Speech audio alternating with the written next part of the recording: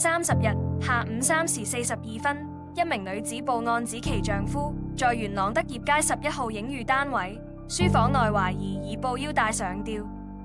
消防趕至將男事主解下，為救護員證實他已當場死亡。事主姓陳，38歲，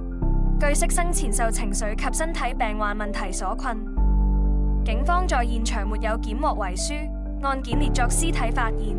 將安排為事主驗屍確定死因。今日30日下午3時42分，一名女子報案指其丈夫在元朗德業街11號影寓單位書房內懷疑以布腰帶上吊，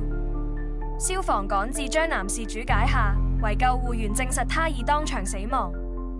事主姓陳，38歲，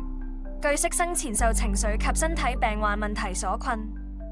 警方在現場沒有檢獲遺書，案件列作屍體發現，將安排為事主驗屍確定死因。